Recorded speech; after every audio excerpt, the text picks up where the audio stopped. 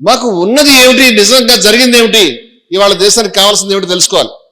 దేశానికి కావాల్సింది ఏంటో తెలుసుకోవాలంటే ఈరోజు దేశంలో ఏం జరుగుతుందో తెలుసుకోవాలి.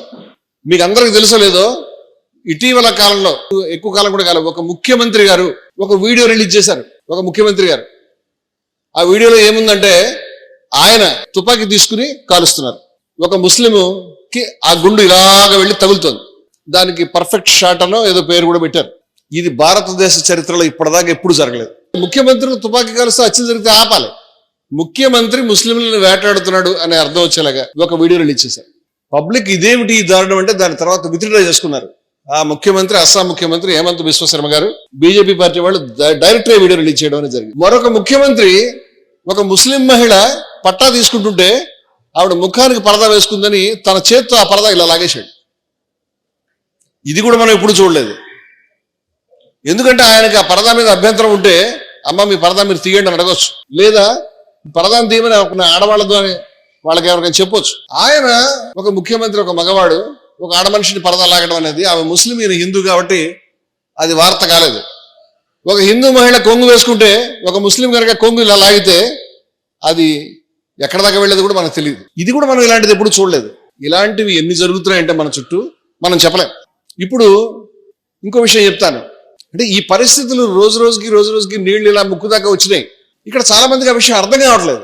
వందే మాత్రం అనేటువంటిది మనకి జాతీయోద్యమంలో చాలా ఉర్రూతలుకునేటువంటి గీతం. క్విట్ ఇండియా ఉద్యమం గాంధీ గారు పిలిపించినప్పుడు లక్షల మంది అరెస్ట్ అయ్యారు. మాతంగిని హజ్రా అనే ఒక ముసలావిడ, 80 ఏళ్ళున్న ముసలావిడ జెండా పట్టుకుని పోలీసు బుల్లెట్లకు ఎదురెళ్ళి వందే మాత్రం అని చచ్చిపోయింది.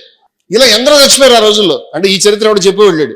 అటువంటి వందే మాత్రం గీతం ఏదైతే ఉన్నదో అది ఈ దేశానికి అందరూ కూడా దాన్ని ఉద్యమంలో, స్వాతంత్ర ఉద్యమంలో పనిచేస్తున్న వాళ్ళంతా వందే మాత్రం అనే చెప్తున్నారు. కాబట్టి ఆ వందే మాత్రం పాట ఏదైతే ఉన్నదో ఆ పాటలో 6 చరణాలు ఉన్నాయి. ఈ 6 చరణాల్లో 2 చరణాలు మాత్రమే మనం తీసుకుందాము. మిగతా 4 చరణాల్లో భారత మాతకు సంబంధించి ఆవిడ దుర్గాదేవిగా వర్ణిస్తూ, లక్ష్మీదేవిగా వర్ణిస్తూ, సరస్వతీదేవిగా వర్ణిస్తూ ఆ పాటను రాశారు. ఇది దేశంలో ప్రజలంతా పాడుకోలేరు, అందుకని 2 చరణాలు తీసుకుందామని 1937లో గాంధీజీ, నెహ్రూ గారు, సర్దార్ వల్లభాయ్ పటేల్, నేతాజీ సుభాష్ చంద్రబోసు, జయప్రకాష్ నారాయణ గారు, ఆచార్య కృపలాని గారు, రవీంద్రనాథ్ ఠాగూర్ గారు, ఇలాంటి మహనీయులు ఎందరో కూర్చుని ఒక నిర్ణయం చేశారు. దేశ స్వతంత్రోద్యమం ఇది. ఇవాళ మన ప్రధాని గారు పార్లమెంట్ లో పచ్చి అబద్ధం చెప్పాడు. మొన్న నవంబర్ నెలలో ఏమని చెప్పాడంటే వందే మాత్రం అనేటువంటి పాటలో 4 చరణాలని నెహ్రూ గారు ముస్లింలని మంచి చేసుకుందాం, వాళ్ళని బుజ్జగిద్దామని తీసేశాడు, ద్రోహం చేశాడు అని చెప్పాడు. కానీ వాస్తవం అది కాదు. ప్రధానమంత్రి పార్లమెంటులో నిలబడి అబద్ధాలు చెప్పడం చరిత్రకు సంబంధించి ఎప్పుడు చూడలేదు మనం. జరిగింది అది కాదు. జరిగింది ఏమిటంటే ఒక కమిటీ ఏర్పాటు చేశారు. దాంట్లో సుభాష్ చంద్రబోస్ ఉన్నాడు, పటేల్, ఇంతమంది ఉన్నారు.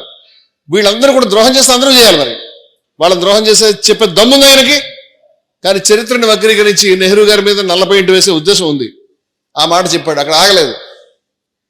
మొన్న జనవరి 28వ తారీఖున మీరు వందే మాత్రంలో 6 చరణాలు మీరు పాడాలి అని ఒక జీవో జారీ చేశారు. ఇప్పుడు స్కూళ్లలో, పబ్లిక్ ఫంక్షన్స్ లో, ఎక్కడైనా కనుక దేశానికి సంబంధించినటువంటి పబ్లిక్ డొమైన్ లో ఎక్కడ కార్యక్రమాలు జరుగుతున్నా వందే మాత్రం 6 చరణాలు ఆలపించాలి. మీరు ఆలపించలేరు, ఎందుకంటే అవి నోరు తిరగవు. సంస్కృతం, అది సంస్కృతం బెంగాలీ మధ్యలో రాశాడు. దాంట్లో త్వమ్హి దుర్గా దశ ప్రహరణి ధారిణి అంటే నువ్వు దుర్గామాతవమ్మా, నీ చేతిలో 10 ఆయుధాలు ఉన్నాయి, నువ్వు లక్ష్మీదేవి అమ్మా, నువ్వు సరస్వతి, ఇవన్నీ ఉన్నాయి.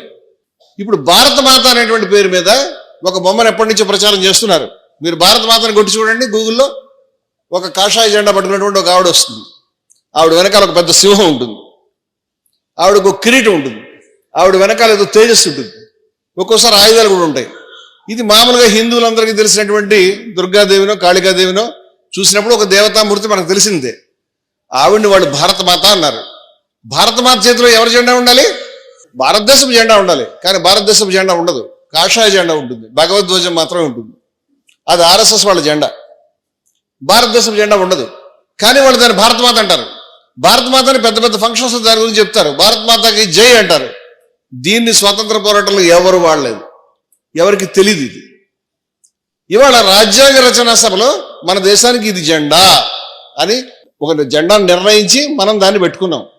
దాంట్లో 3 రంగులు ఉంటాయి, అశోక చక్రం ఉంటుంది, ఆ జెండాకు ఒక విలువ గౌరవం ఉన్నాయి. దాన్ని ఎవరైనా ఉల్లంఘిస్తే తప్పు అవుతుంది. మరి భారత మాత చేతిలో భారతదేశపు జెండా ఉండాలి, ఫ్రెంచి మాత చేతిలో ఫ్రెంచి జెండా ఉండాలి, అమెరికా మాత చేతిలో అమెరికా జెండా ఉండొచ్చు వాళ్ళకి ఉంటే కనుక, మాకు తెలియదు. కానీ భారతదేశం మాత చేతిలో భారతదేశం జెండా లేకపోయినా భారత మాత అని ఆవిడ చెప్పొచ్చా?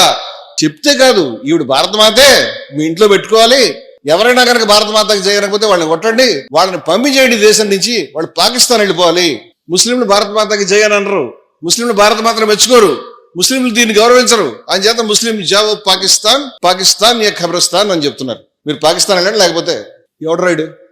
ఈ అహంకారి, ఈ ఉన్మాది, ప్రజల్లో విద్వేషాన్ని రెచ్చగొట్టి చీల్చదలుచుకున్నవాడు మనం చూస్తూ ఆదమరపుగా ఉన్నప్పుడు దేశంలో ఎర్రకోటలో కూర్చుని ఇవాళ దేశాన్ని కబ్జాలో పెట్టుకున్నాడు. ఈ దేశంలో ఎప్పుడు ఈ సంప్రదాయాలు ఎప్పుడు జరగలేదు.